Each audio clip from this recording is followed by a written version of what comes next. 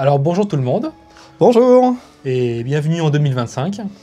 C'est vrai. Alors aujourd'hui c'est une réception de colis. On a fait une commande pendant les vacances et justement on l'a reçue il y a très peu de temps. Et justement à partager le contenu avec vous. Alors la commande c'est une entreprise en République tchèque, ça s'appelle Military Range. Alors ils font beaucoup de surplus, principalement de l'armée tchèque et tchécoslovaque, parce que ils ont énormément de stock depuis la guerre froide. Et à la base, si j'ai découvert cette entreprise, c'est pour les meskits allemands.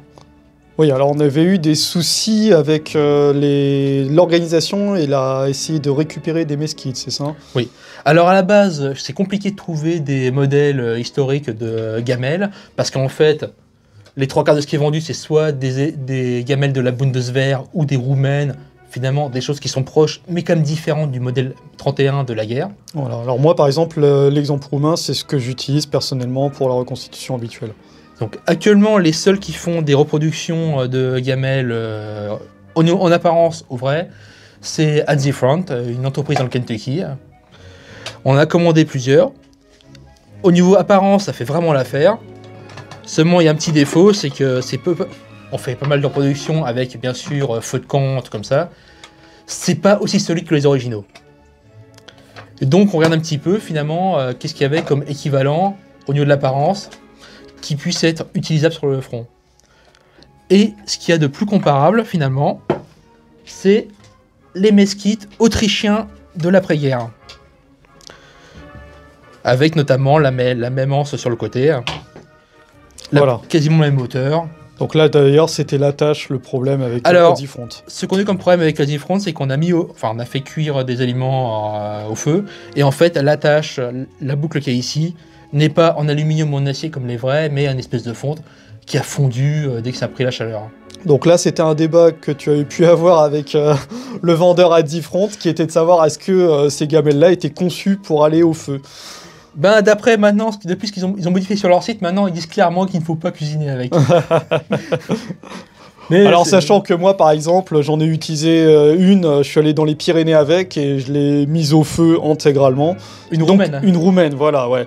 Une roumaine de surplus et elle a aucun souci. Donc alors, c'est possible. L'autrichienne, en fait, ils en ont fait, genre par exemple celle-là, elle date de 1969. Je l'ai trouvée sur plusieurs sites, notamment d'Europe centrale, de beaucoup de sites allemands, autrichiens. Et la magie, c'est que contrairement à beaucoup de sites, c'est pas traduit en anglais, mais bien sûr en français. Donc il y a un minimum de compétences linguistiques à avoir. Avec les IA, ça marche beaucoup plus rapidement de jour. Surtout l'allemand, surtout dans le sud de la France, c'est pas trop le style d'éducation dans le coin. C'est sûr. Où les gens font plus espagnol. Bon, alors, en fait, le meskit, alors ça change l'autrichien. La hauteur, c'est la même à quelques millimètres de différence. Tout est intégralement en aluminium. On peut voir un peu. Même la façon de sérifter, c'est la même. De série, ils ont un truc qui était occasionnel pendant la guerre, c'est la gamelle intérieure. Alors il me semble que ça, c'est fin de guerre qu'ils fin de guerre, c'est... qu'ils avaient rajouté cet élément-là. C'est pratique, notamment, comme ça, on a pour la soupe, une gamelle en plus. Bon, alors là, il faut enlever. Hop. La sangle, c'est chez Nestoff, vous les connaissez. Alors là, ça s'enfile pas bien, mais normalement, c'est comme ça, la gamelle, elle tient comme ça. Donc, j'ai fait le tour des sites.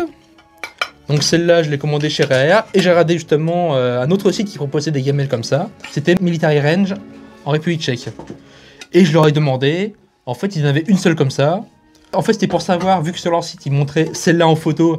Et que souvent, ils montrent celle-là en photo, mais c'est l'autre modèle avec le système à cran qui se voit à 15 km, qui est pratique, hein. Mais pour faire de la repro Seconde Guerre mondiale, c'est pas le tip-top. C'est sûr. Donc, j'ai vu qu'ils n'en avaient qu'une seule gamelle comme ça en stock, et 50 000 de ce qui ne nous intéressait pas. Bon, clairement, j'ai fait l'impasse sur les gamelles, mais j'ai quand même regardé leur site, et j'ai vu qu'ils avaient plein d'équipements. Et comme l'armée tchèque, surtout tchécoslovaque de la guerre froide, avait beaucoup d'équipements comparables à l'armée allemande. Des copies même. Ouais, des copies. Même leurs sacs 65 qui ressemblent vraiment au sac à dos de la Seconde Guerre mondiale. Leur système de brelage en Y qui prend la même philosophie que l'armée allemande. Et donc justement, on a commandé chez eux, on a trouvé plein d'articles intéressants. Et justement, nous allons tout exposer devant vous. Eh ben c'est parti. Hop, alors, carton. Alors tout d'abord, on va commencer par le plus gros. Là, c'est pas pour la reproduction historique, c'est vraiment plus pour Pour le stockage. pour de le matériel stockage de Et matériel. le transport. Alors en fait, c'est des grands sacs en vinyle. Donc, je sais pas combien il y a de litres dedans. Très grand sac. C'est complètement étanche, avec des sangles et tout. Avec... Non, il y a des... Vas-y. Ouais. Hop. Il y a un système de bretelles tout simple. Mais avec, il donne aussi un système de brelage pour accrocher un ceinturon et tout. Et c'est le même système, c'est un peu variant. Ça reste le même principe de base que les Y de l'armée allemande. Ouais. On a ici, non. Je pense pas qu'on en ait... Si, j'en ai ai ramené un ici, justement. Alors bon, après, là, on est en canevas complet, avec des éléments en métal. Quand même assez lourd. Nous y voilà. Alors que là, une repro Frédérici du Y. Donc ça reste le principe de base avec des crochets. Avec une attache à la ceinture. Et ça qui s'accroche aux poches à munitions ou à la ceinture, au ceinturon. Ah, ok. Donc les sacs comme ça, c'était, je sais plus, 5,50 € le sac. C'est ça. Donc on a commandé 2. Parce que à ce prix-là, c'est quasiment du vol.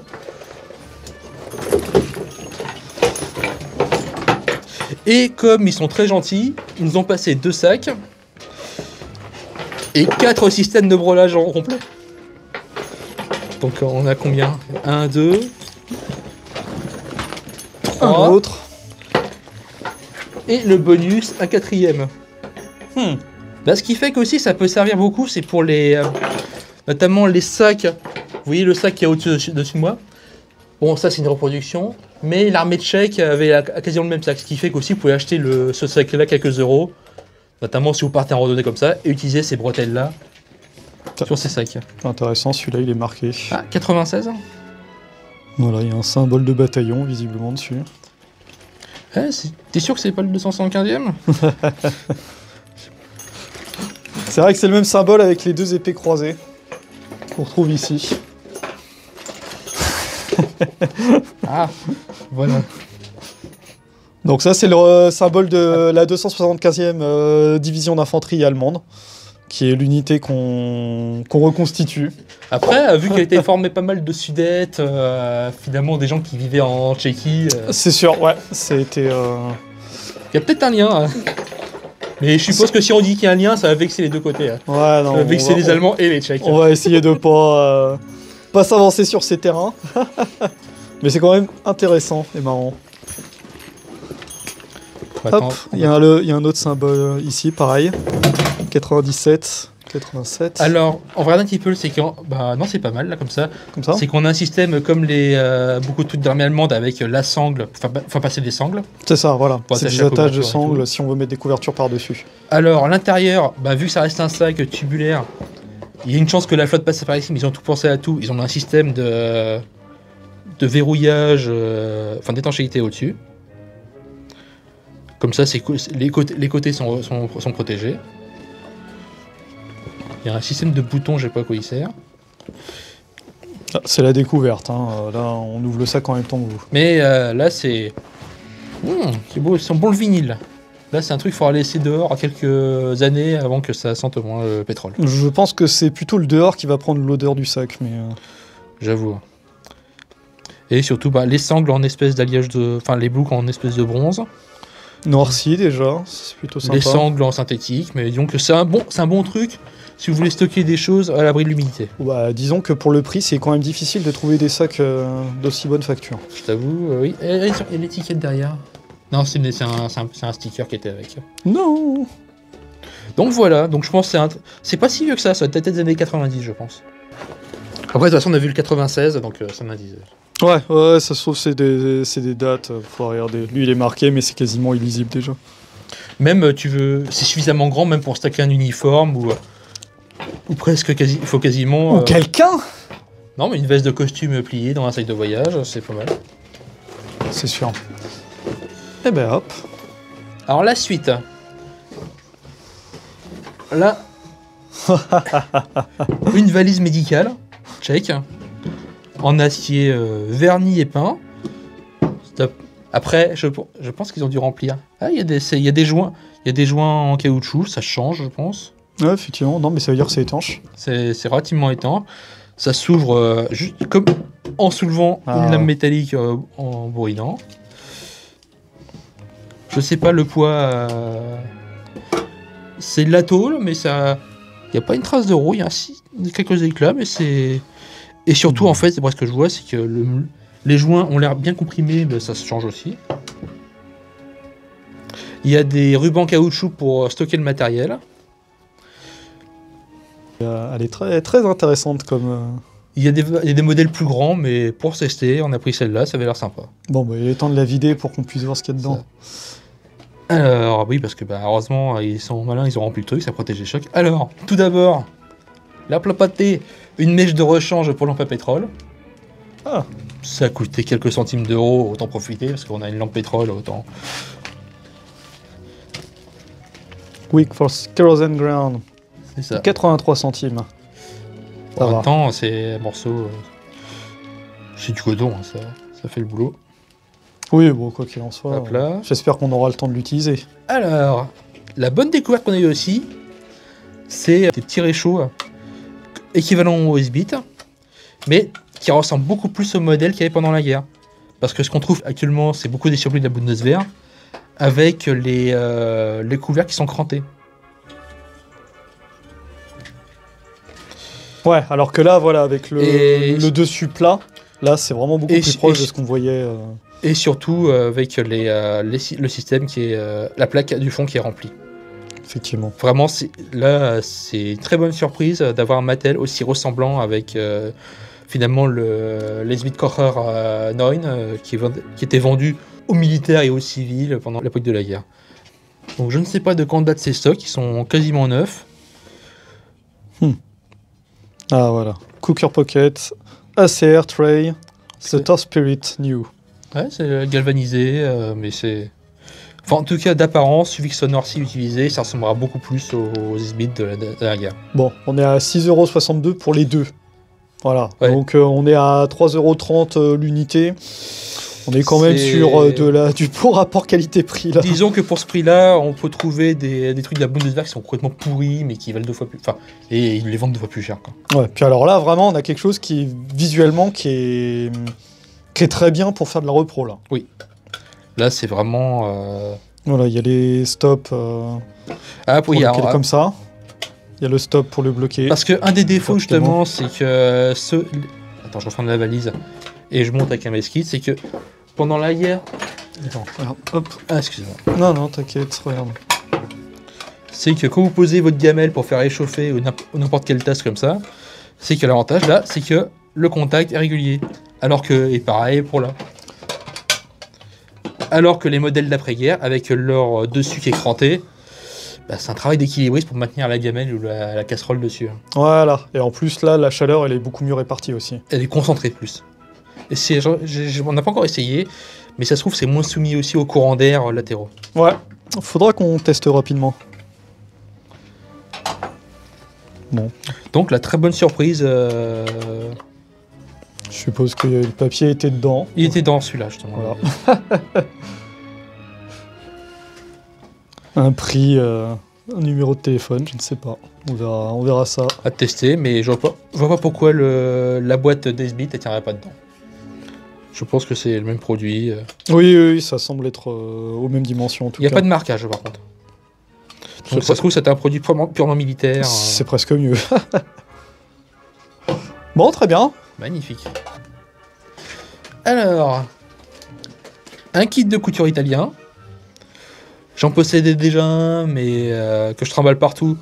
Mais ça coûte tellement... ça coûte pas cher, c'est 3-4 euros, c'était 3,93 €, donc 4 € comptez. Donc une petite poche avec... Ah là, c'est une fermeture éclair en plastique. J'en ai un, mais avec une fermeture en métal. Et bien sûr, avec tout ce qui était fourni, des fils. Oh, je découvre en même temps que... Ça... Ah, une nouvelle boîte d'aiguilles. Non, d'épingles. C'est des épingles, ça. Ouais, c'est des épingles d'attache. Ah. Il y a une partie là-dedans. Là. Oh, les doigts longs, hein, pour faire la repro. Ouais, faut des ongles, hein, ça va être pas mal pour gratter la terre. Ah oui. Non, mais c'est marrant Sympathique. parce que moi, ce que j'avais sur le kit, moi, c'est des... J'ai pas d'épingles, j'avais des aiguilles dans un espèce de... d'étui en carton. Mazzarazzo. Il y a des milliers de boutons. Plein de boutons marron et beige. Enfin, marron, vert et belge. Ça ferait presque un beau bracelet. Pourquoi j'ai dit belge? Belge. Belge. Pourtant, c'est italien. Et, bon, encore du fil.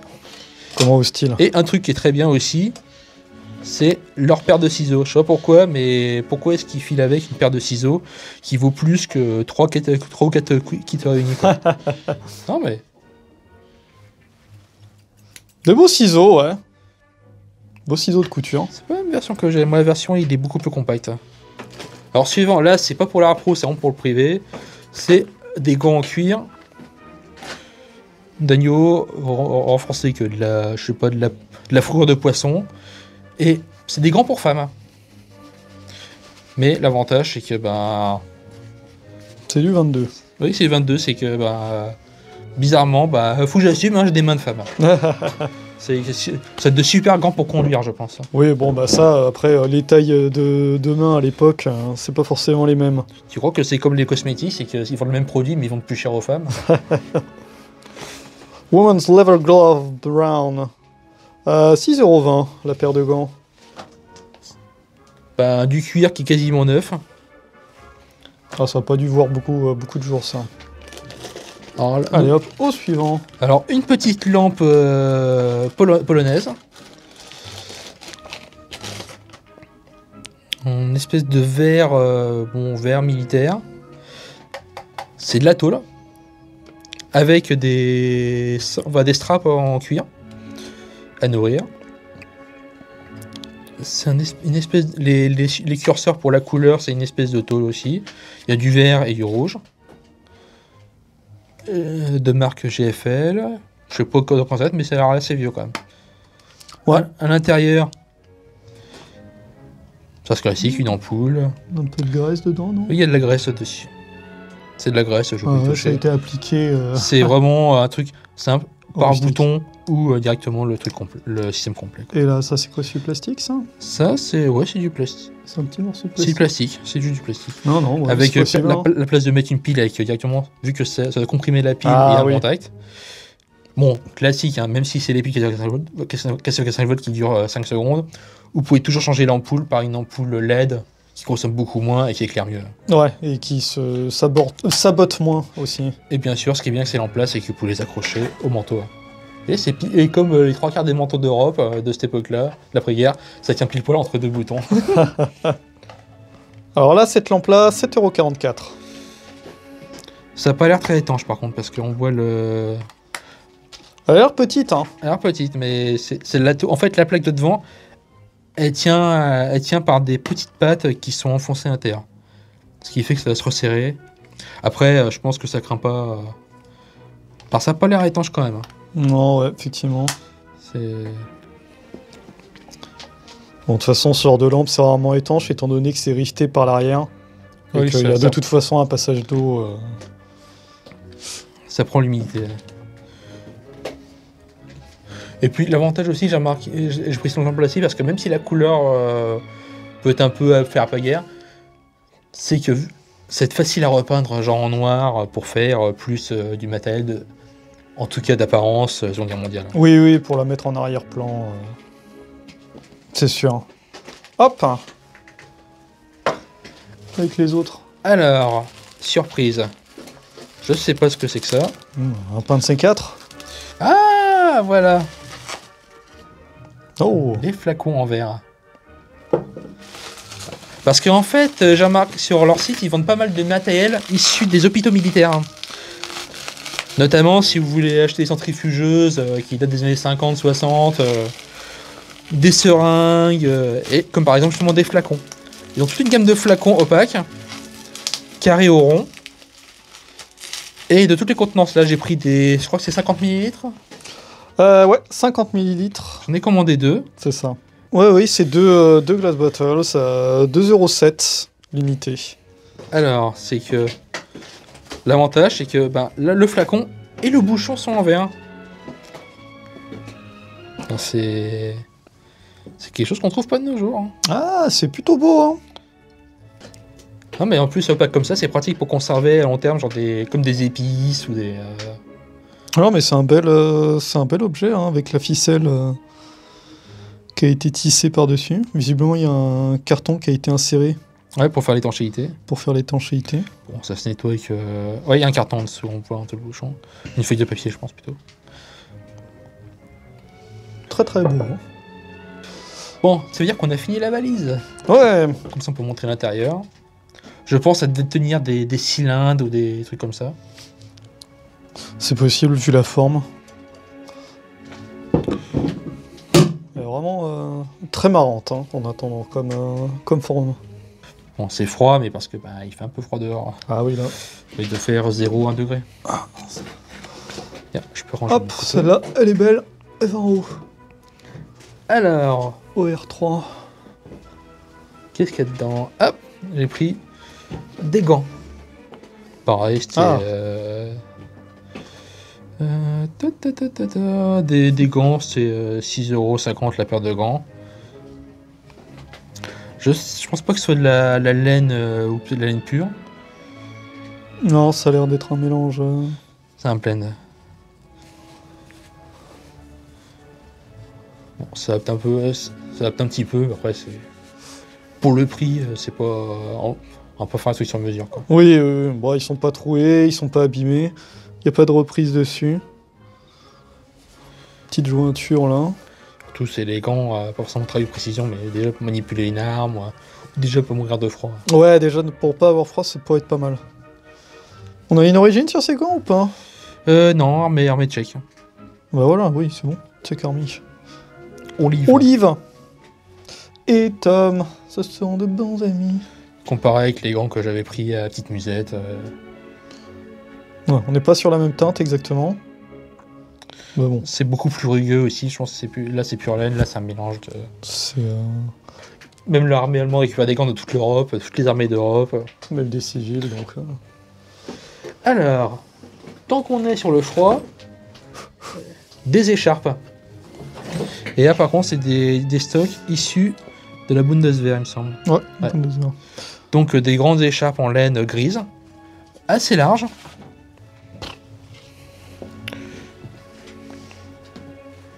Encore une fois, là, par rapport au prix, on est à moins de 3 € l'unité. 5,78 € pour les deux. 80% de laine et 20% de polyamide. Voilà. Alors, pour rappel, hein, les 100% de laine, même pendant la guerre, ça n'existait quasiment plus. Oui. Et aussi, c'est que la pure laine, ça reste moins... Enfin, c'est efficace, ça tient bien la chaleur, mais c'est moins solide à long terme. Ouais. Pour regarder la longueur de celle-là, j'ai l'impression que c'est deux séries différentes. Il y en a une qui est plus courte que l'autre. Hein, ah ouais. de 20 cm. Parce que j'avoue que les écharpes Bundeswehr en laine, c'est 10 fois mieux que tout ce qu'on peut acheter dans le marché de nos jours. Ah, vraiment, ouais. Moi, personnellement, c'est ce que j'utilise. Ce que j'ai utilisé, en tout cas, cet hiver, j'étais très content avec. Cet hiver, moi, c'est cette semaine. Avec le vent qu'on a. Oui, c'est sûr. Là. Alors là, c'est encore compact parce qu'elles n'ont pas encore été beaucoup utilisées, mais ça, c'est très confortable. C'est sûr. Hop là. Alors, un autre truc qu'on a beaucoup aimé, des sangles. Comme toujours, hein, nous, on voit des sangles, on achète des sangles. Alors, parce que normalement, c'est des sangles issues de l'armée serbe. Alors, c'est marrant, c'est qu'il y a pris 6 sangles, mais il y a 3 longueurs différentes. Enfin, il y a 2 longueurs différentes. On a 4 sangles plus courtes que les 2 autres. Ça reste comparable en épaisseur. C'est même plus épais que les sangles équipements de la Wehrmacht. Ils ont l'air bien épaisses, bien efficaces. Pour une couverture. Ils ont pas l'air du tout abîmés. Il n'y a pas de zone d'humidité. Juste un petit peu de caca d'oiseau sur celle-là, c'est tout, quoi. Oui, bon. On peut pas s'attendre à avoir de l'incroyable. Alors, bon, la voilà. Alors c'était combien la sangle? C'était l'Everstrap? 6, voilà, c'est 2,48€ la sangle. Total de un petit peu moins de 15 € pour tout ça. Ouais. Et là avec ça vous pouvez vraiment mettre des couvertures. Ah bah là, ouais. Ça rate de l'acier, c'est inoxydable, hein, tout ce qui est métallique. Le tissu, c'est pas synthétique, on dirait du chanvre ou de l'étoupe. Peut-être même du lin. Peut-être. Ah, le petit plaisir. J'avais oublié ça.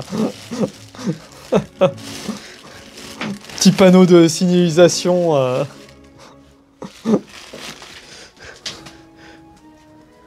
Oh, c'est du plastique et du métal, mais c'est rigolo.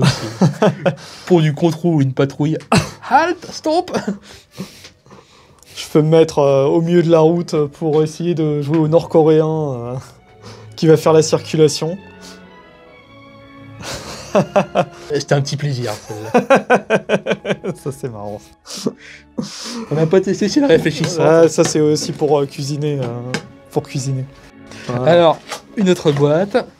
Et là, par contre, c'est la suite, je crois, des flacons en verre.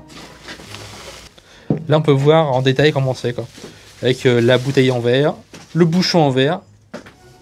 Et c'est vraiment par... Ah ouais. Très sympathique, hein. En tout cas, visuellement, ça en jette.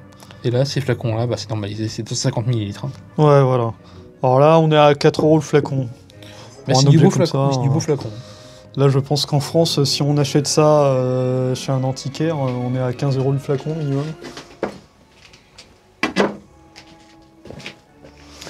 Alors, on a bientôt fini.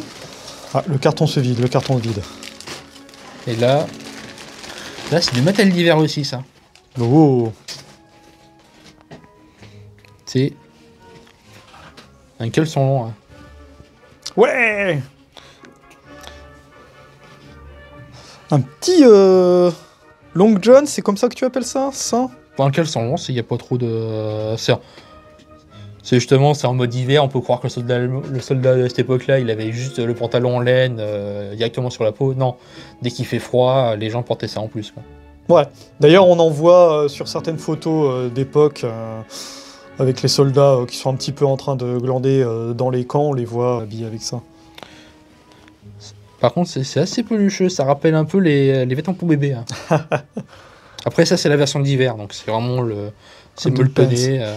Ah là, on est à 3,72 €. Bon, ça, il n'y aura que l'utilisation qui permettra de savoir à quel point c'est efficace. Même si je t'avoue, c'est vraiment... En fait, c'est un pyjama, quoi. Ouais, oui, c'est complètement un pyjama moderne. Hop là. Sympathique. Ah voilà, c'est bon. Maintenant, on est habillés comme des vieux. Et nous avons fini l'ouverture du carton. Hein. Ah bah ça y est. Bon bah nickel. Ouais. Ah bah voilà. Ah bah c'était une belle commande, hein, mine de rien. Bah oui, c'est sûr. Il y a un total là. Derrière, je crois. 144 €. Zakovalenka, Military Range. Sachant que le colis, c'était commandé quand? Due date 7 janvier. Et on l'a reçu quand, celui-là? C'est la semaine... Tu l'as reçu la semaine dernière? Ouais. Donc ça met une semaine pour arriver. Oui, voilà, ça met une petite semaine pour arriver.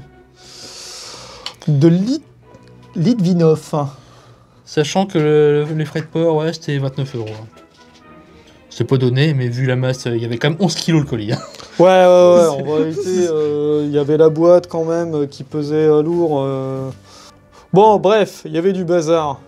Bon, et bah super, et ben écoute, on va pouvoir s'arrêter là, je pense. Oui, bon, ça va déjà. De toute façon, il va falloir qu'on s'occupe de tout entretenir, les sangles en cuir. Ouais, là, il va falloir tester le matos et tout. Et là, on a du temps. Bon, bah, merci d'avoir regardé la vidéo. Et merci, et bonne année 2025. Et bonne année 2025. Wouh.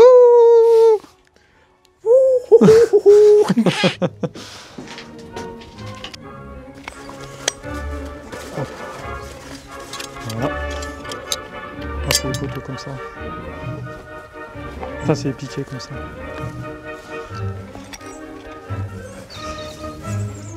Ah bon, quoi qu'il en soit.